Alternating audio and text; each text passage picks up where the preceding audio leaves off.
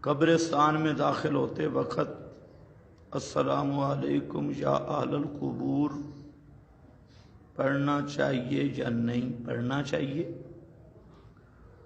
یہ اہل قبرستان کے لیے سلام ہے جو حقیقت میں دعا ہے۔